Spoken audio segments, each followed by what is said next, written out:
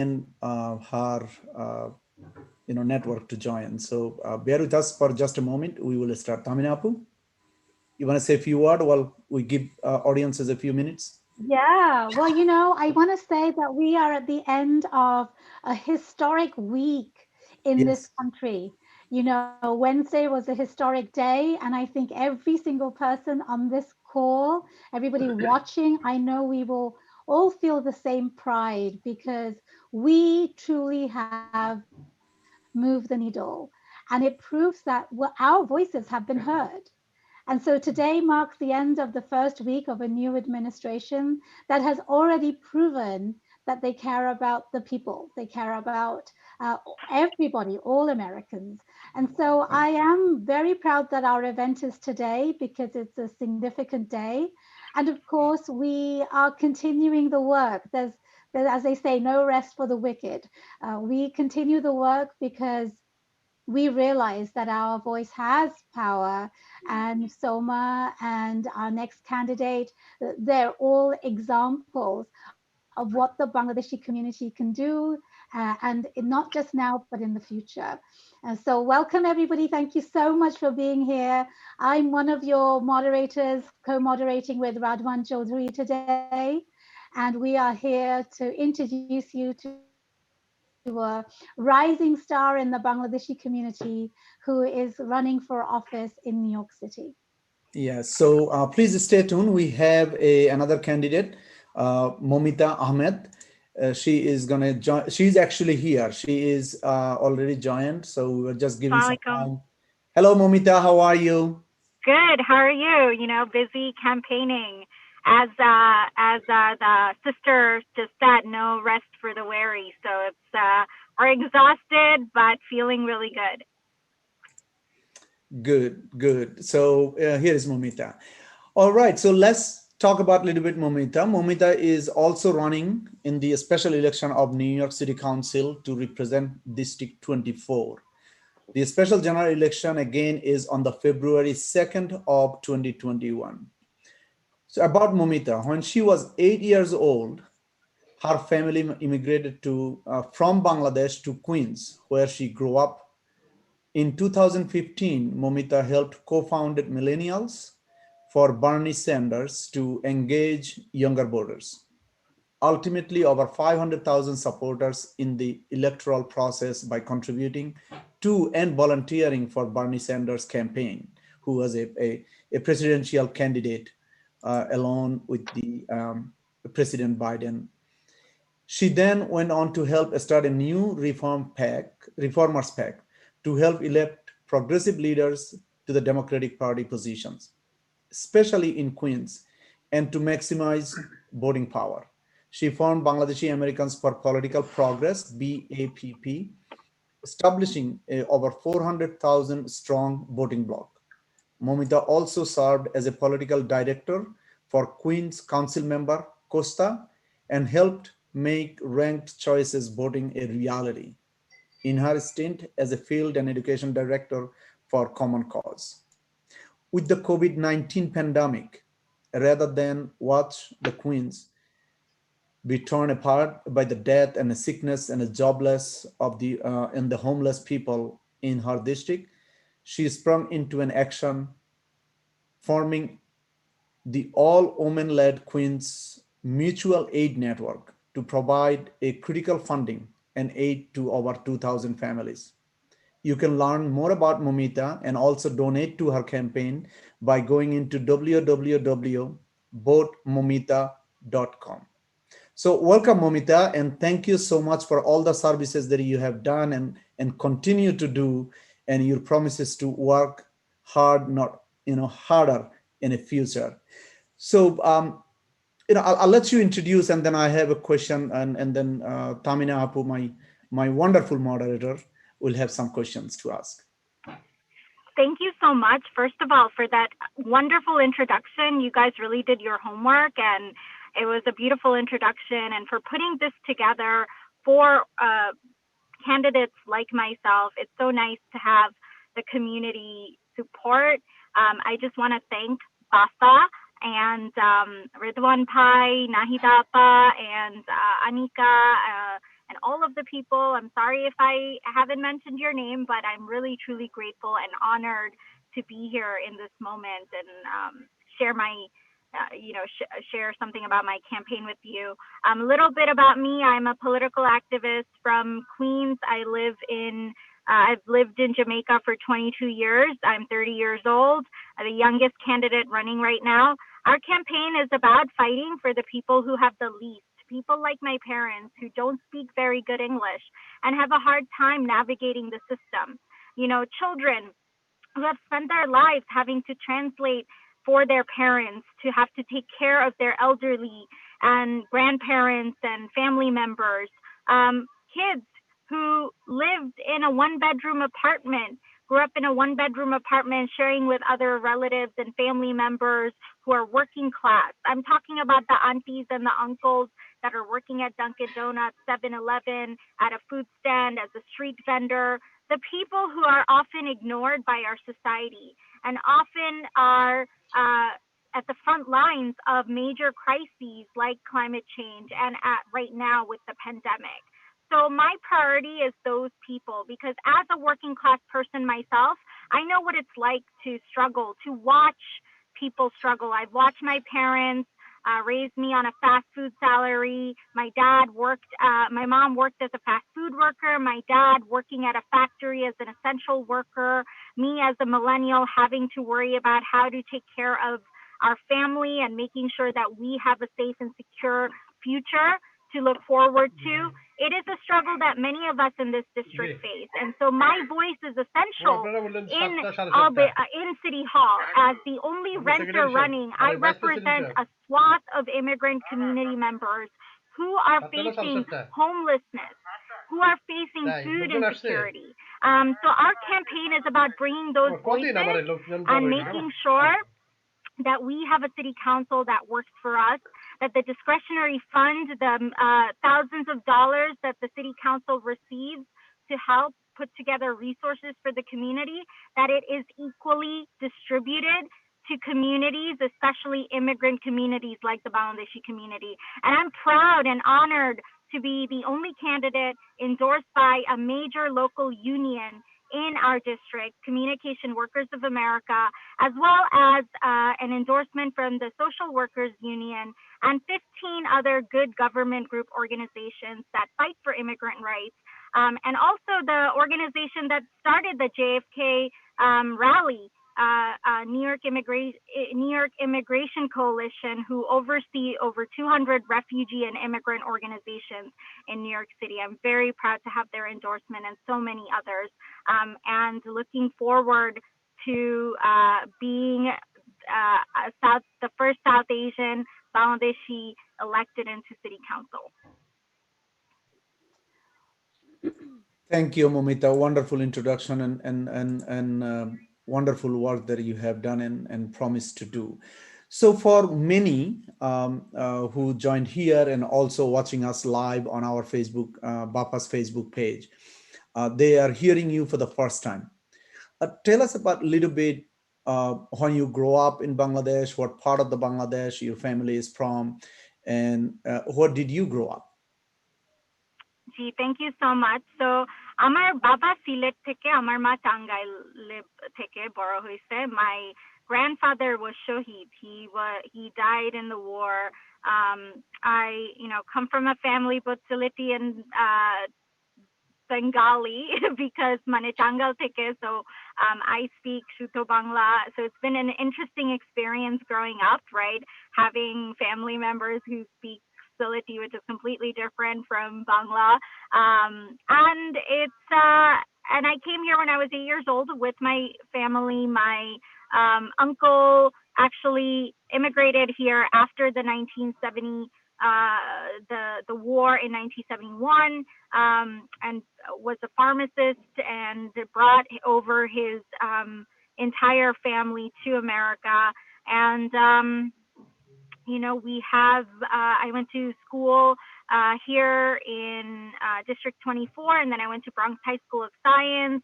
And after that, I went to Stony Brook University, and I was studying sociology and political science.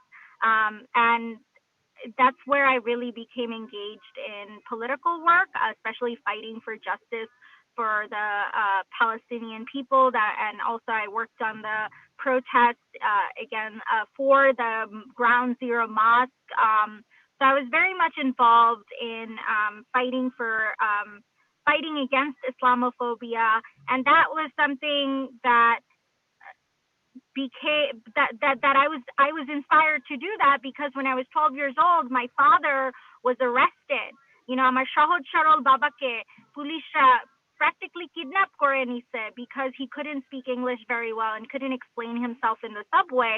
And around that time, New York City the mayor Bloomberg had passed stop and frisk, which was that the police can, just pick up anybody off the street, search them illegally, and take them to jail. And as we all know now, that was a violation of our human rights, right? So at that time, it was a very traumatizing experience for me, where I learned in America, justice costs money. Something that আমাদের family ছিল না, টাকা ছিল না to go after them with a lawsuit. And it was a very frustrating experience being a 12-year-old telling our mom and dad, like, কেন তোমরা sue করতেছো না? And they're like, listen, you're a child. You don't understand. We can't do this. We can't afford it. We have a job. We don't want to get involved in this. And not having the voice and the bravery, right, courage to go do that. So that stuck with me. And I realized when I grow older, that I will fight for people. I'll make sure if they don't have the courage, that I have the courage to fight for them. And that's something that I acquired from my grandfather, who became Shohid because he went out at night, broke curfew to go help his neighbor find her son during the war, and then never came home. So for me, running for office isn't just only about service, but it's really about fighting for people we don't know, our neighbors, laying down our lives if we have to. So if my grandfather can, lay down his life, the least I could do is serve, to be there for my community and fight for them when they need it. And that's also why I started the Queens Mutual Aid Network, because I wanted to make sure that our Bangladeshi community, that their voices were heard, that they were getting the resources that they deserve. And if they didn't, they had a fighter to fight for them and make sure that we're not ignored. Well, that's a very passionate reply, and thank you so much. And it's just so wonderful to have the young generation really rising and feeling compelled to represent us. If you can very briefly answer this question, because I think you have answered it. What was that moment in time that told you need to run for office? So I actually never thought of myself as a politician. I'm not somebody who's like, I need to advance my career or this or that. I really am in it because I want to see real change. I feel like there's, especially right now, there's so much income inequality. Like, we're closer to being homeless than becoming billionaires. That is the reality right now. And so our communities deserve representation, and they need people who are going to demand that our rights be recognized.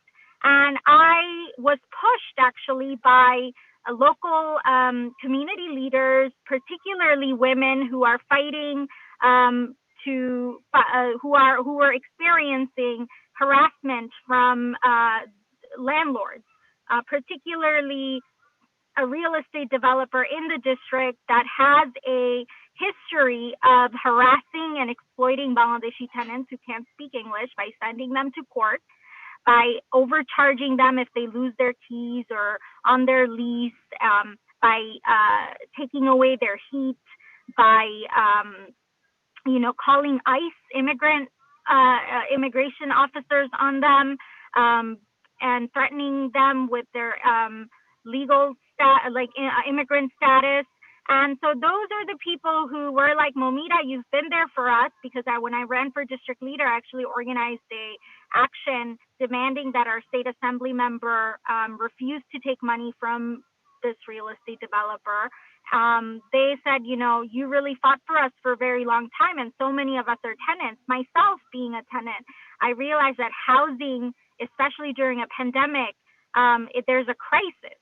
and আমাদের বাঙালিরা অনেক মানুষ sublet করে থাকে আরেক ফ্যামিলির সাথে, like living রুমটাকে একটা আলাদা রুম বানায় থাকে। So I mean, when I was doing mutual aid, I saw so many Bengali families in homeless shelters, especially women, and that really broke my heart. And that is the moment where I decided, you know what, I don't consider myself an activist, but you know what, this is what we need right now. We need activists because, you know, we have uh, plenty of attorneys, plenty of businessmen, we have plenty of like political types in office, but what we don't have is teachers, doctors, activists, engineers, scientists. We don't have that in office, and we really need it. And during this, especially right now, our community needs that. Thank you, Moumita. Wonderful response. So, should you rise up among your opponents? What will be your top 5 priorities that you like to work on to help your District 24? So creating affordable housing is my number one priority. As I mentioned earlier, we're closer to becoming homeless than becoming billionaires. And our working class communities are really struggling. They're struggling to pay for food, they're struggling to pay rent, and they're in a very difficult position. A lot of that has to do with the fact that we don't put out enough resources in areas like mine, right? We're lacking vaccination for our elderly people. We also don't have adequate representation when it comes to, you know, seeking help from our city council around rent relief. Our businesses are also experiencing a shutdown. Many of our businesses have closed down due to the pandemic because they were unable to pay rent. So for me, my focus is on housing and passing the Small Business Job Survival Act, which is sitting on City Council right now, to make sure that our businesses that are struggling during the pandemic, that they receive relief, and for our tenants, making sure that they have legal support in housing court, right? Those of us who are facing eviction, and that it's language accessible. তার মানে lawyer যারা বাংলায় কথা বলে in housing court to represent them, because often what happens is the landlords have lawyers, and then the tenants go into these housing court battles with no representation. So এটা আমাদের খুবই দরকার. So that is going to be my number one priority. Number two, we really need to solve this COVID crisis, right? We need to expand New York City healthcare and make sure everybody, including undocumented immigrants, receive the proper healthcare, that their healthcare needs are met, right? That everybody gets vaccinated, that we fund our hospitals, because Queens in particular has the lowest number of beds, ICU beds, which is a tragedy. And recently, one of our hospitals closed down, which makes it really difficult for people with, you know, medical needs to access. On especially people dealing with like any sort of traumatic medical experience, right? To get to a hospital in time. So we really need to make sure there's another trauma center and focusing on healthcare, especially during a pandemic. The third thing is senior care. আমাদের অনেকগুলা older মুরব্বীরা আছে যারা they're অনেক কষ্টের জীবন যাপন করতেছে. For example, আমাদের মুরব্বীরা again 1-bedroom apartment share করতেছে with their নাতি নাতনি, with their you know, children. Some of them are being forced to work as a babysitter, right? And it's a really difficult, and they have health issues due to stress. And we need to address that. We need to create more senior centers. In our district, we only have one senior center in the basement of a mosque that is dedicated to our seniors, and most women don't even really access it because it's underneath a mosque. And it's especially during a pandemic, women right now are not allowed to go to the mosque. So it's really, and it's also run by an Indian company, and they don't understand the needs of our Bangladeshi community. So we really, and they only get $5,000. So my priority is to make sure that we have senior centers and youth programs dedicated specifically to the South Asian community that's language accessible, and actually, ethnically appropriate for our community.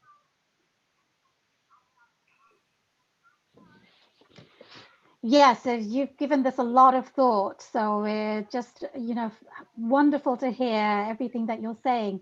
We're going to run out of time very soon. So I want to ask some quick fire questions for you. And we have a couple of really good questions from the audience. So very quickly, why is representation from the Bangladeshi community important in 2021?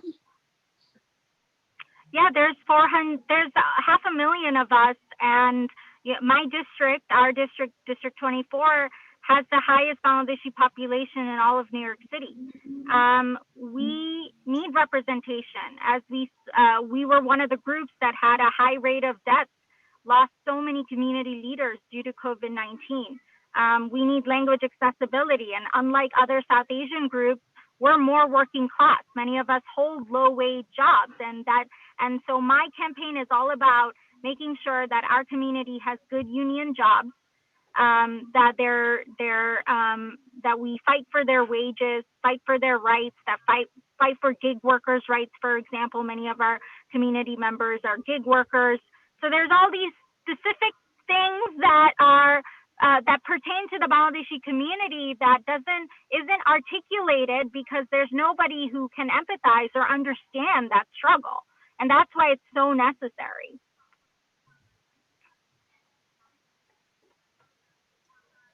Well, I totally agree, and representation is everything in every area.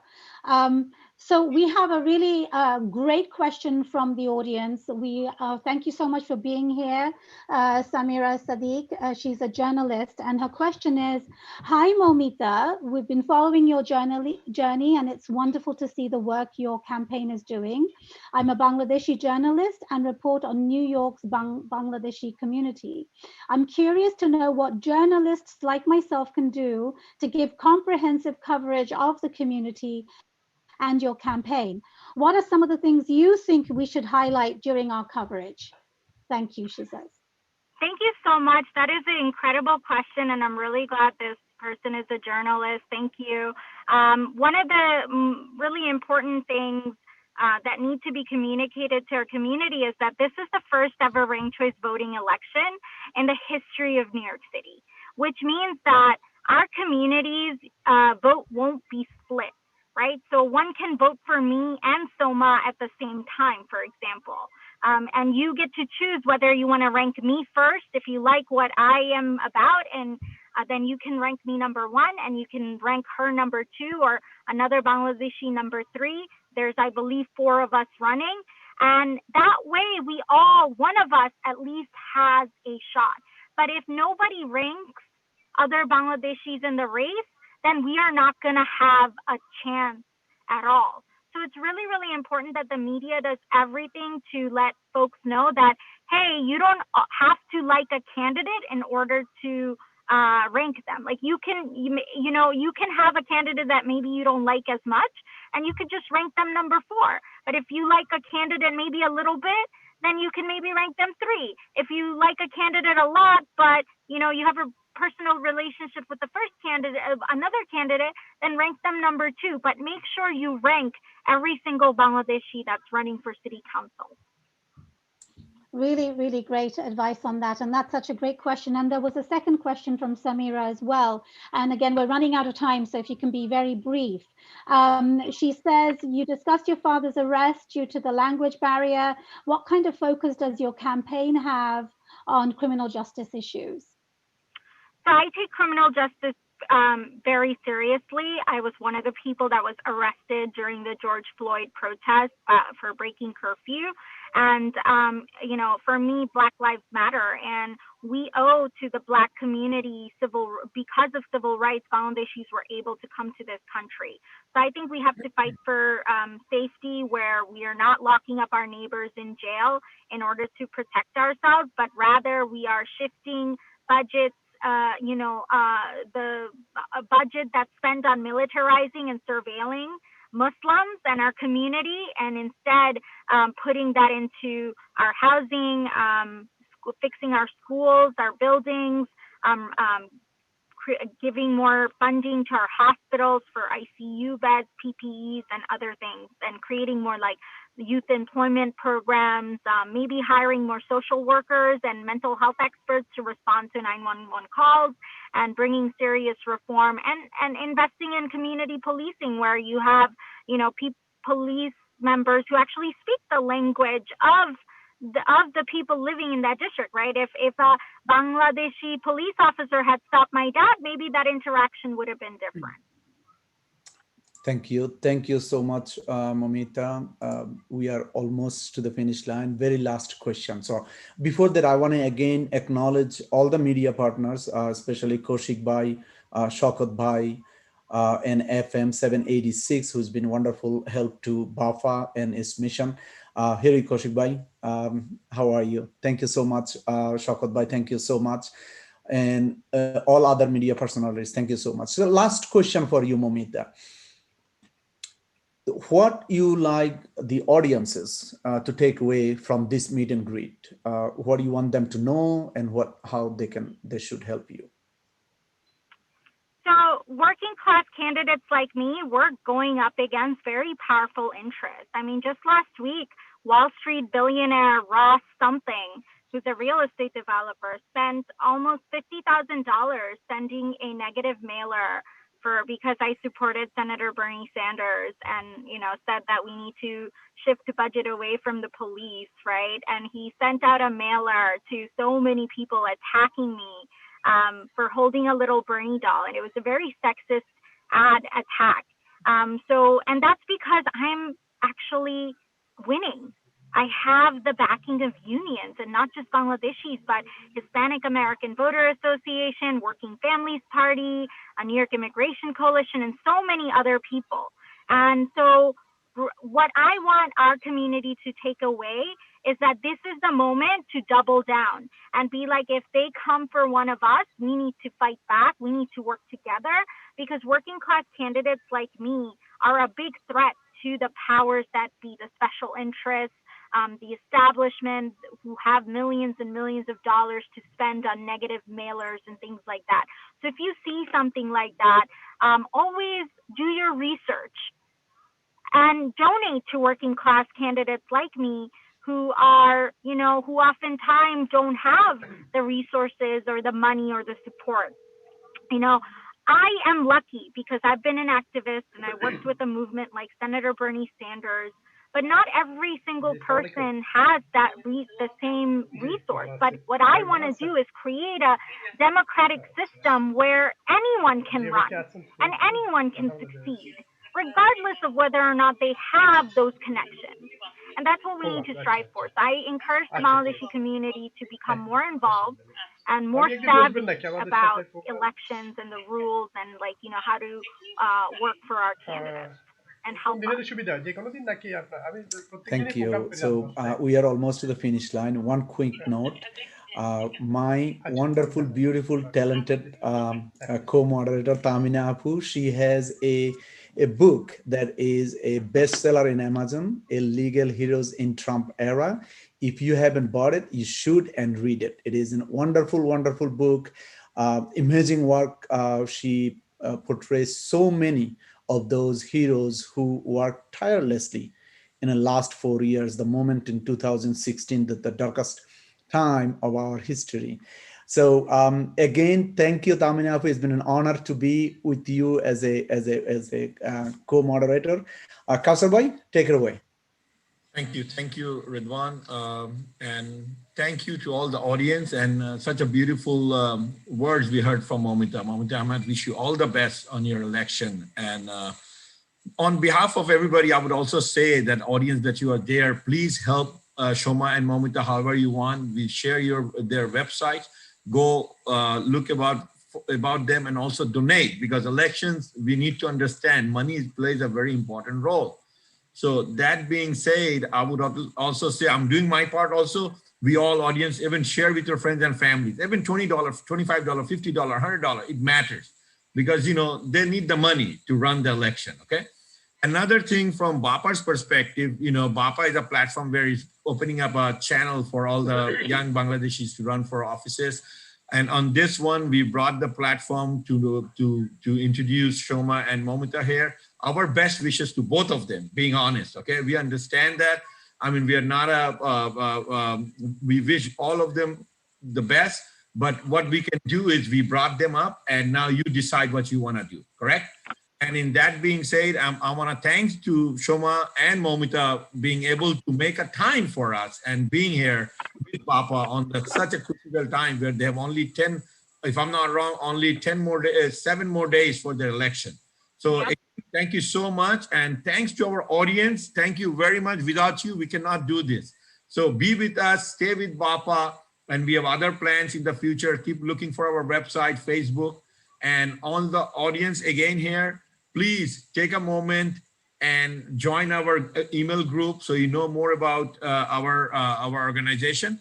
And last but not the least, I would say somebody from Bangladeshi wins on District 24. That's from heart I'm saying, okay? I wish both of you best as from BAPA, but personally from my side, I say, okay, let's have a Bangladeshi council member there in District 24. And I'm gonna pray for you guys and we're gonna promote you guys. Thank you so much, everyone. And that's the end of our program. And we will look to another program again and join us. Thank you. Thank you so much. Thank you, everyone. Bye.